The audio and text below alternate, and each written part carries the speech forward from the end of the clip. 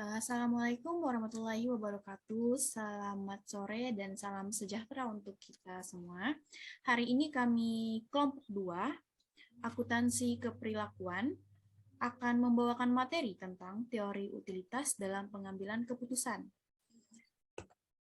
Kelompok kami terdiri dari 4 orang yang beranggotakan Laras Setiani, Arda Febriani Rinaldi, dan itu saya sendiri, Muhammad Arya Putra Haryandri, dan Zainuddin. Untuk materi pertama, tentang pengertian teori utilitas dan pengertian teori kardinal dan teori ordinal akan dibawakan oleh teman kita, yaitu Saudara Arya. Kepada Saudara Arya, kami persilahkan. Oke, saya akan menjelaskan beberapa yang tadi sudah Ardia sebutkan. Pertama itu pengertian utilitas. Utilitas adalah manfaat yang diperoleh karena mengkonsumsi barang. Utilitas merupakan ukuran manfaat suatu barang dibanding dengan alternatif penggunaannya.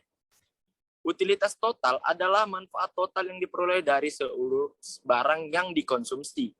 Utilitas marginal adalah tambahan manfaat yang diperoleh karena menambah konsumsi sebanyak 1 unit. Utility terbagi menjadi dalam 2 teori, yaitu teori kardinal. Teori kardinal ini menyatakan bahwa kegunaan dasar dapat dihitung secara nominal. Satuan ukuran kegunaan adalah util. Keputusan untuk mengkonsumsi suatu barang berdasarkan perbandingan antara manfaat yang diperoleh dengan biaya yang harus dikeluarkan. Teori kardinal merupakan teori di mana kepuasan konsumen dapat diukir secara kuantitatif. Teori kardinal ini dapat dijelaskan dengan hukum the law of diminishing return. Teori ordinal, pendekatan ordinal mengkonsumsi bahwa konsumen mampu meranking atau membuat urutan-urutan kombinasi barang yang akan dikonsumsi berdasarkan kepuasan yang akan diperolehnya, tanpa harus menyebutkan secara absolut, mengukur kepuasan konsumen dengan pendekatan kurva indiferensi didasarkan pada 4 asumsi, yaitu konsumen memiliki pola preferensi akan barang-barang konsumsi yang dinyatakan dalam bentuk peta indiferensi, konsumen memiliki dana dalam jumlah tertentu, konsumen selalu berusaha mencapai kepuasan maksimum, semakin jauh dari titik origin, maka kepuasan konsumen semakin tinggi. Terima kasih. Oke. Selanjutnya materi kedua tentang pengertian keputusan. Langkah dalam pengambilan keputusan yang efektif akan disampaikan oleh saudari kita, Saudari Laras. Kepada Saudari Laras, kami persilahkan.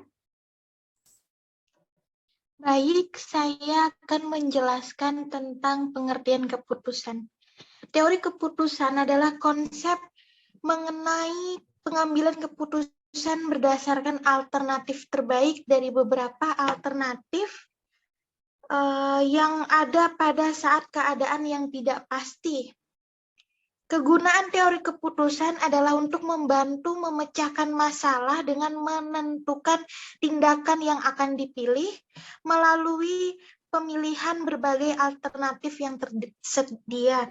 Terdapat 4 kategori dalam proses pengambilan keputusan, yaitu keputusan dalam keadaan terdapat kepastian, terus keputusan dalam keadaan ketidakpastian, ketiga, keputusan dalam keadaan terdapat resiko. 4, keputusan dalam keadaan terdapat konflik. Keputusan dalam keadaan terdapat kepastian, yaitu keputusan pada kategori ini adalah keputusan yang sebelumnya sudah terdapat informasi lengkap. Metode yang digunakan untuk memecahkan permasalahan tersebut adalah dengan linear programming. Terus yang kedua, keputusan dalam keadaan ketidakpastian, yaitu keputusan ini terjadi jika terdapat informasi tambahan dan terdapat nilai probability yang dibuat sendiri. Ketiga, keputusan dalam keadaan terdapat resiko, jika informasi yang diperoleh tidak lengkap dengan diketahui nilai probabilitasnya. Yang keempat, keputusan dalam keadaan terdapat konflik, yaitu terdapat adanya konflik situasi kompetitif atau persaingan yang terjadi di antara dua pengambil keputusan atau lebih. Selanjutnya, langkah dalam mengambil keputusan yang efektif. 1. Identifikasi keputusan yang akan diambil. 2. Mengumpulkan informasi dan data pendukung. 3. Membuat alternatif pilihan setelah informasi terkumpul. 4. Menimbang informasi yang diperoleh dari berbagai alternatif pilihan keputusan.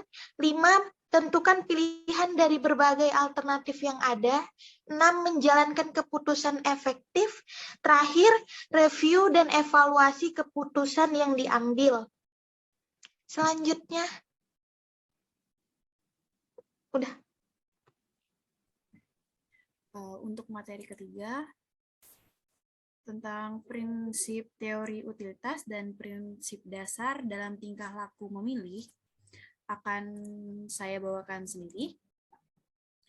Pertama-tama, prinsip teori utilitas. Teori utilitas tidak dimaksudkan untuk menggambarkan bagaimana orang-orang benar-benar berperilaku, tetapi bagaimana orang akan berperilaku jika mereka mengikuti persyaratan tertentu dalam pembuatan keputusan rasional. Teori utilitas didasarkan pada 6 prinsip dasar dalam tingkah laku memilih, yaitu pertama, ada urutan alternatif. Pertama-tama, para pengambil keputusan rasional harus membandingkan setiap dua alternatif dan memilih salah satu alternatif dan mengabaikan yang lain. Prinsip ini menyatakan bahwa dalam menentukan pilihan A atau B, cara-cara penyajian A dan B tersebut tidak mempengaruhi keputusan yang diambil. 2. Dominasi atau kekuasaan. Misalnya, sebuah mobil B sangat mendominasi jika unggul dalam jarak tempuh, biaya yang terlihat, dan itu adalah lemah dominan jika jarak tempuh semakin baik dari mobil B, tetapi setara dalam biaya dan tampak. Menurut teori utilitas yang diharapkan sangat rasional, para pengambil keputusan seharusnya tidak memilih strategi yang didominasi, bahkan jika strategi hanya didominasi lemah.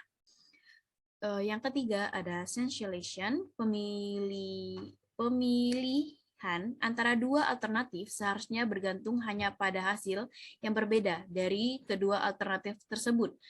Tidak pada hasil yang sama untuk kedua alternatif. Kalau kita memilih pekerjaan X, itu harusnya lebih baik dari Y.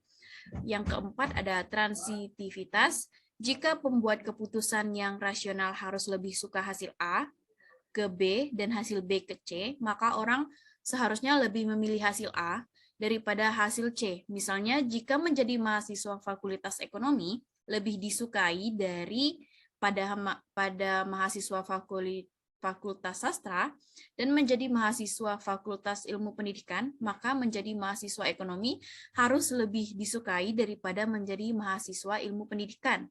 Kelima ada kontinuitas. Untuk setiap suatu hasil, seorang pembuat keputusan harus selalu lebih suka bertaruh antara hasil terbaik dan terburuk. Untuk hasil yang pasti di antara jika peluang atau hasil terbaik cukup baik. Keenam ada invariance. Prinsip invariance menetapkan bahwa pembuat keputusan seharusnya lebih mementingkan substansi. Untuk materi keempat, ada prosedur untuk menentukan nilai utilitas yang akan dibawakan oleh teman kita, Abang Zainuddin. Kepada Bang Zainuddin, kami persilakan.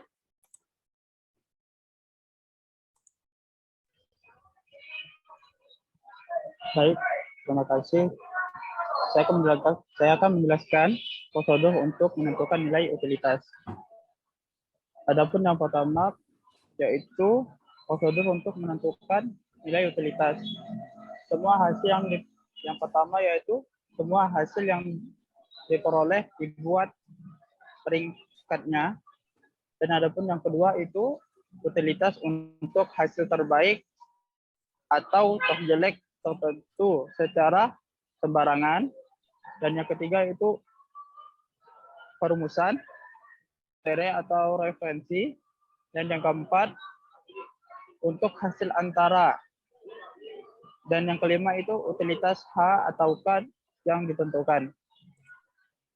Adapun yang selanjutnya yaitu karakteristik utilitas. Karakteristik utilitas ialah barang atau jasa yaitu berupa jumlah, kepuasan atau manfaat yang diperoleh konsumen dari konsumsi barang atau jasa. Konsumsi mencoba untuk menggantikan nilai pada barang atau jasa yang dikonsumsi berdasarkan kepuasan yang akan diperoleh. Oke, next. Next. Lagi.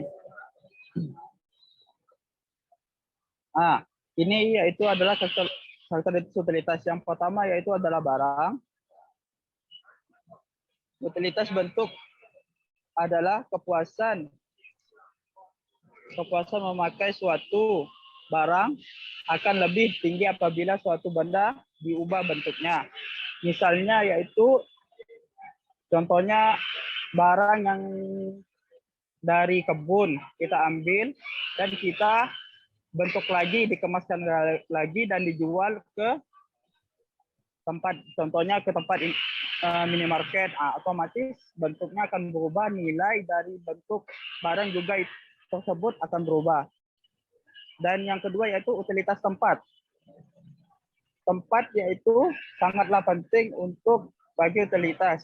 Suatu barang atau jasa menjadi lebih bermanfaat apabila berada di tempat yang membutuhkan atau yang tempat yang tepat.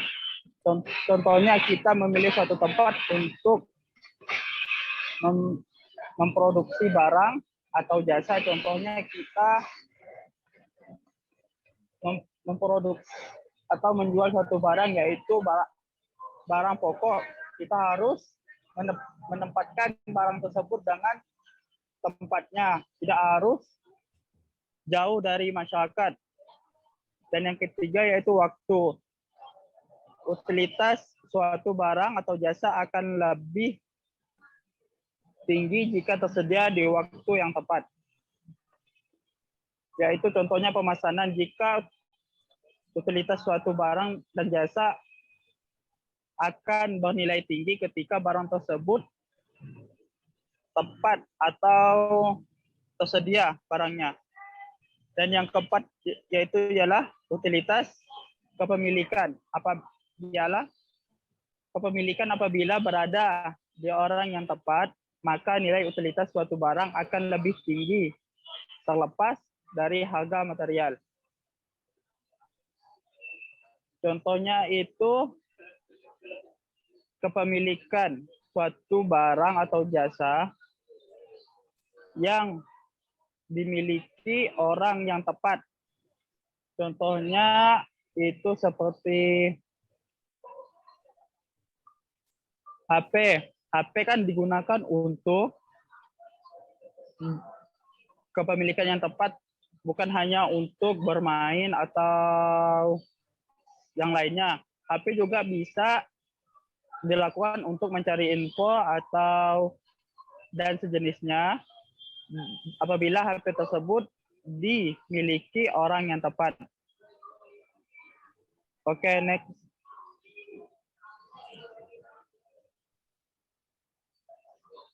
Sekian, terima kasih dari kelompok 2.